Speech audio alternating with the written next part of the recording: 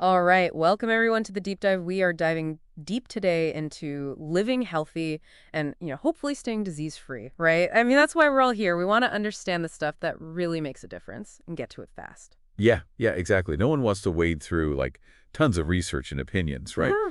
And that's kind of what we've done for you today. We've looked at studies, expert advice, you name it.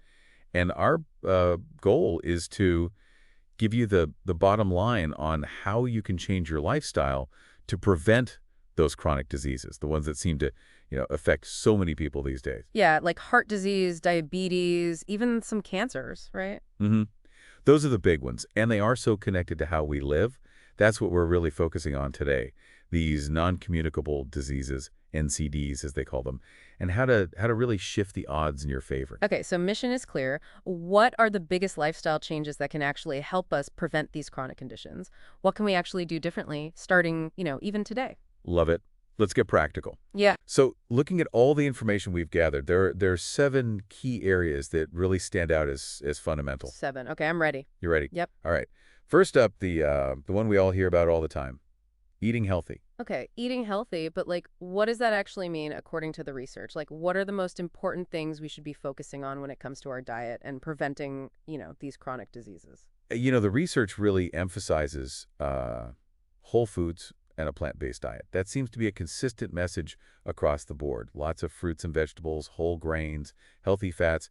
The evidence shows that making those the foundation of your diet can really lower your risk of all those big ones, heart disease, diabetes, certain cancers. It's about getting those nutrient-rich foods in. Right. It's not just about what you're not eating. No, It's also about what you are eating and making sure it's actually good for you. exactly. And it's really interesting how it works. These foods, they really do a lot. They boost your immune system, which is like your body's defense against disease. They help you keep a healthy weight, which we know is so important for preventing so many conditions. And they help reduce inflammation in your body. Chronic inflammation is it's increasingly being recognized as this kind of like underlying factor in a lot of chronic diseases. So it's working on a deeper level, kind of getting to the root of the problem. Yeah, that's a good way to put it. Right, that's eating healthy. What's number 2 on the list? Number 2 is increasing physical activity. We know we should be doing it, but how important is it really when it comes to preventing these chronic diseases? Yeah. Well, the research is pretty clear. Regular exercise, it's not just about fitness or looking good. It actually lowers your risk of dying from any cause. That's what they call mortality. And it also lowers your risk of getting sick in the first place. Morbidity, that's the term for that. Compared to people who are inactive, those who exercise regularly, they just have better health outcomes overall in the long run. It's pretty striking. So it's not just how long we live, Right. it's also how well we live. Exactly. And there's more to it than just the physical stuff. Okay, yeah, tell me more. Regular exercise, it's also a fantastic way to manage stress. We're going to talk more about that later, but exercise really helps. And it can even help with depression. So it has these huge benefits for your mental health too, which, that in turn affects your physical health. It's all connected. Okay, yeah, that's huge. All right, number 3. Number 3 is prioritizing sleep. This is the one I think a lot of people struggle with these days, Yeah, myself included sometimes. same here. So what's the deal with sleep? How is it connected to preventing chronic diseases? So the research says adults should be aiming for 7 to 9 hours of sleep every night, on average. Consistently getting less than that can really have a negative impact on your health. What kind of negative impact are we talking about? Well, when you don't get enough sleep, your immune system doesn't work as well. It weakens, so you're more likely to get infections. Lack of sleep can also contribute to mood disorders like anxiety and depression. And in the long term, it increases your risk for a bunch of chronic conditions, heart disease, type 2 diabetes, things like that. So it's not just about feeling tired. No. It's a much bigger deal than that. Yeah, it really affects your overall health. And you know what's cool? The sources we looked at, they even give some practical tips for improving sleep. Oh, I like those. Yeah, what do they say? They say it's good to have a regular bedtime routine, go to bed around the same time every night, wake up around the same time. They also say to try to avoid screen time for at least an hour before bed. Ah, the blue light. Yeah, that blue light from your phone or your computer, Mm-hmm. it messes with your melatonin production, which is the hormone that helps you sleep. And then, of course, making sure your bedroom is dark, quiet, and cool, like a nice sleep environment. Okay, yeah, those are good. I can definitely work on some of those. All right, what's number 4? Number 4 is managing stress effectively. And in today's world, that's easier said than done. right? Oh, yeah. It feels like stress is just like part of life now. It is, unfortunately. And chronic stress, when your body's stress response is like constantly activated, it can really do a number on you, both mentally and physically. It's linked to so many health problems down the line. So, what can we do about it? I mean, it's not like we can just eliminate stress from our lives. True, but we can learn to manage it better. And there are some really effective techniques that are backed by science. Our sources talk about things like mindfulness meditation, where you focus on the present moment, just being in the now, and yoga, which combines physical poses with breathing exercises. It's great for relaxation. And also cognitive behavioral therapy, or CBT, which is a type of therapy that helps you kind of identify and change negative thought patterns. All of those can help you build resilience to stress and just feel more relaxed in general. So, we're not powerless against stress. We can learn to cope with it in healthier ways. Exactly. Okay, that's number 4. What's next? Number 5 is, I think, a pretty straightforward one. Avoiding tobacco use. I mean, we all know smoking is bad for you. Yeah. But the sources we looked at, they really emphasize how critical it is to avoid tobacco if you want to prevent disease. Yeah, it causes so many problems. It does. We're talking about various cancers, heart disease, stroke, lung disease. The list goes on and on. And I remember reading somewhere that like millions of people in the US alone are living with smoking-related illnesses. Oh, yeah.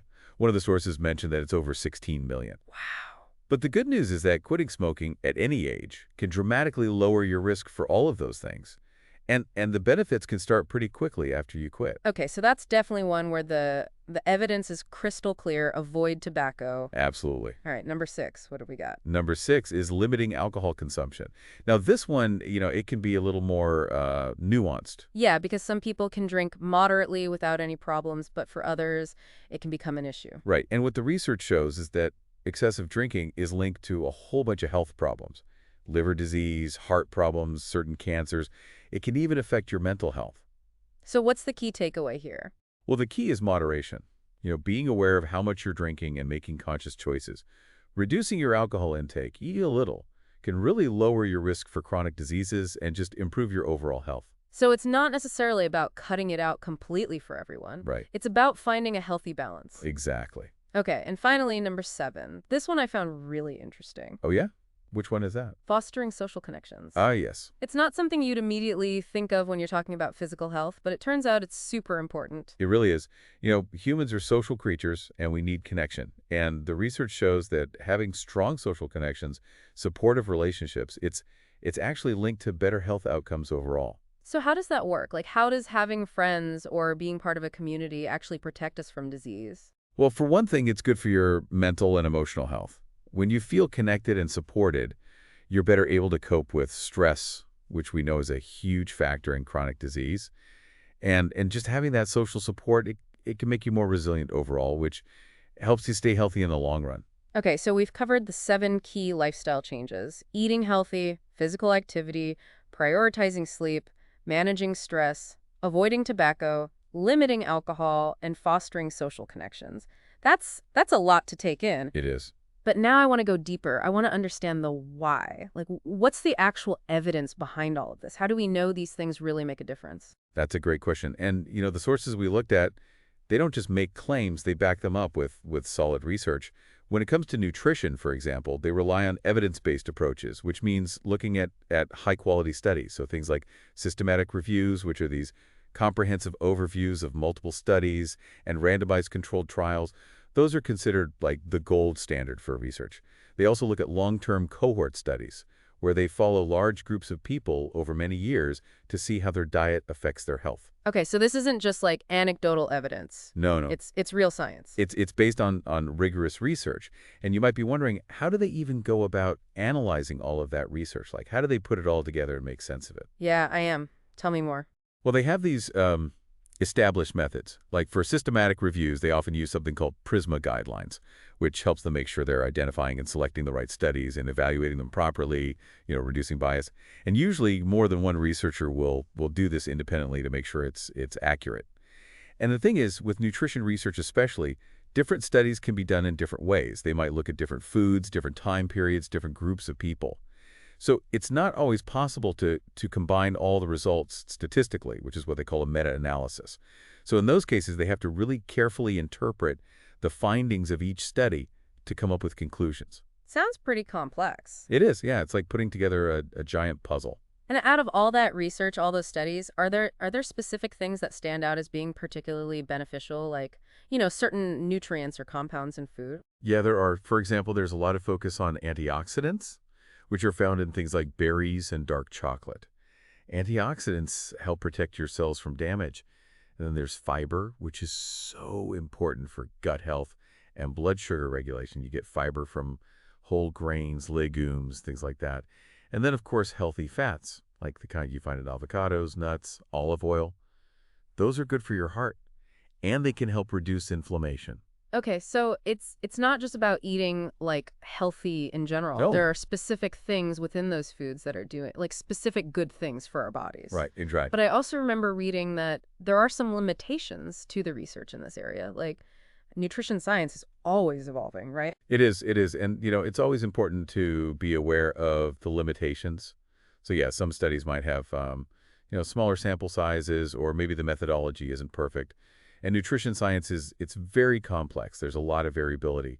So, yeah, there could be both strong and weaker evidence depending on what specific chronic disease they're looking at and the type of diet they're studying. Yeah, it makes sense. It's not all black and white. But Right. overall, I mean, what would you say is the main message when it comes to diet and chronic disease? What's the big takeaway? The big takeaway is that diets that are high in fruits, vegetables, whole grains, those are consistently linked to a lower risk of heart disease, certain cancers, and other chronic conditions. And on the flip side, diets that are high in processed foods, unhealthy fats, added sugar, those are linked to more inflammation in the body and a higher risk of those diseases. Okay, so basically eat real food. Yeah, pretty much. All right, so we've talked about what the key lifestyle changes are, and we've looked at the evidence behind them. But now let's talk about the how. Like, how do we actually put all this into practice? How do we make these changes in our own lives and make them stick? That's the million-dollar question, right? And one of the biggest takeaways from the sources we looked at is the importance of creating supportive environments, basically making it easier to make healthy choices by having your surroundings support those choices. Okay, so instead of just relying on willpower, Right. we need to set ourselves up for success. Exactly. And that can look different in different areas of your life. So at home, that might mean stocking your kitchen with healthy foods, making sure you have ingredients on hand to make nutritious meals, or setting up your bedroom to be like a sleep sanctuary, making it dark and quiet and comfortable. In schools, it might mean having healthy meal options available for kids and making sure there are opportunities for physical activity during the day. In workplaces, it could be things like wellness programs, having healthy snacks available, maybe even encouraging people to get up and move around during the day. Right. Little things like that can make a big difference. They can. And then on a community level, it's about having access to things like parks, safe places to walk or bike, and affordable, healthy food options. All of those things can make it easier for people to make healthy choices. So it's really about creating this environment where health is supported at every level. Hmm. And the sources also talk a lot about the role of technology in all of this, which I think is interesting. How can technology help us make these changes? Well, think about things like health coaching apps. You can have a coach right there in your pocket giving you personalized guidance, or wearable fitness trackers that help you track your activity level, your sleep, all that stuff. There are even online support groups where you can connect with other people who are trying to make similar changes so you don't feel so alone. And having that kind of feedback, seeing your progress, it can be really motivating. Yeah, it's like having that accountability. Exactly. And some of the research shows that interventions that incorporate those kinds of feedback mechanisms, they tend to be more effective. When you can actually see how you're doing, it's more likely to keep you going. That makes sense. And what about the actual process of making the changes themselves? It can feel really overwhelming to try to change everything all at once. Oh yeah, for sure. And none of the sources recommend doing that. The key is to start small and make gradual changes. Instead of trying to overhaul your entire life overnight, pick one or two things you want to focus on and start there. Maybe it's, adding more vegetables to your meals or going for a walk a few times a week. Just small, sustainable changes that you can build on over time. Right. So don't try to do everything at once. Yeah. Just pick one thing, and once that becomes a habit, Yeah, add another one and just keep building from there. exactly. And something else that can help is tying those new health behaviors to your values and goals. Like, why is this important to you? What are you hoping to achieve? Yeah, because if you don't have a strong reason, Right. it's going to be hard to stick with it. Exactly. So find your why. Okay, so we've talked about individual changes, but what about like bigger picture stuff? What about changing things at a societal level to make it easier for everyone to live healthy? That's a really important point. And our sources talk about the need to advocate for policies that promote health at a population level. So things like tobacco control policies, which we've seen have been very effective, or initiatives that encourage physical activity in schools and workplaces. Creating environments where those healthy choices are the easy choices. And that requires collaboration between, different sectors like healthcare, education, government, community organizations. So it's not just about individual responsibility. No. It's also about creating a system Yeah, where health is supported and encouraged. exactly. And a big part of that is education and awareness. Making sure people have access to accurate information about health, nutrition, the benefits of exercise, the risks of unhealthy behaviors. Right, because knowledge is power. It is. And the more people understand about how their choices affect their health, the more likely they are to make those positive changes. Okay, so we've covered a lot of ground here. We've talked about individual lifestyle changes. We've talked about creating supportive environments, and we've talked about policy changes and public awareness campaigns. It's a pretty comprehensive approach. But I'm also wondering, what about reaching those groups who might face more barriers to making these changes, like people who are socioeconomically disadvantaged, for example? Yeah, that's a critical point. And the sources emphasize the importance of developing interventions that are tailored to the specific needs of different communities, especially those who are facing those kinds of challenges. You can't just take a one-size-fits-all approach. Right, because everyone's situation is different. Exactly. You have to consider things like language barriers, different levels of literacy, cultural norms, financial constraints, all of those things. And the most effective interventions, they prioritize community engagement, involving members of the community in every step of the process, from identifying the needs to designing and implementing the solutions. So it's not just about coming in from the outside and telling people what to do. No, no, no. It's about working with them, collaborating, understanding their specific needs and challenges, and finding solutions together. And it also means making sure that the messaging and the educational materials are culturally appropriate and relevant to that community. It's really about building trust and understanding. hmm Because when people feel like they're part of the process, Yeah, they're much more likely to embrace those changes and make them last. absolutely. And what about like actual behavior change? How do you help people make those changes and stick with them in the long run? Well, setting goals can be a powerful tool, but it's important to make sure those goals are realistic and achievable for that person. And it's also about finding ways to keep people engaged and motivated, especially when they're facing those extra challenges. Ultimately, it's about creating an environment that supports those healthy behaviors over time. Okay, so it's about more than just like giving people information. Right. It's about providing ongoing support and encouragement. Mhm. And what about like broader public awareness? How can we raise awareness about the importance of lifestyle and chronic disease prevention on a larger scale? Well, public awareness campaigns can play a big role in that, using different media channels to educate people about things like the benefits of good nutrition, the importance of exercise, the risks of smoking, alcohol, all those things. And we've seen how effective those campaigns can be. Think about the anti-smoking campaigns. They've really helped to shift social norms and reduce smoking rates. Yeah, they've been really successful. So using those same strategies to promote healthy lifestyles Exactly. could be really powerful. It could. All right, we've covered a lot of ground today. This has been a really deep dive into the world of lifestyle and chronic disease. So to kind of sum it all up for our listener, what would you say is the single most important message you want them to take away from this conversation? The most important message is that so many chronic diseases are preventable. They're not just something that happens to you. The choices we make every day about how we eat, how much we move, how we manage stress, those things have a huge impact on our health.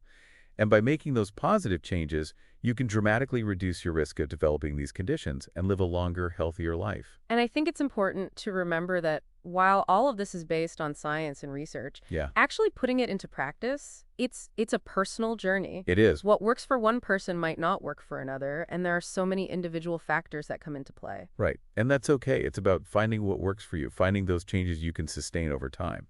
Exactly. So thinking about Everything we've talked about today, all those different lifestyle factors, what's one small, sustainable change you, our listener, feel most empowered to explore in your own life right now? Maybe it's something you've been thinking about for a while, or maybe it's something new that really resonated with you today. And how might that one change, that one small step, ripple out and affect your overall well being in the long term? We encourage you to spend some time reflecting on that and maybe even do some more research on your own, dive deeper into the areas that really sparked your interest. There's a wealth of information out there, and we're confident you can find what you need to start living a healthier, happier life. And remember, every journey starts with a single step. Well said. Thanks for joining us on the deep dive today, everyone. We'll see you next time. See you then.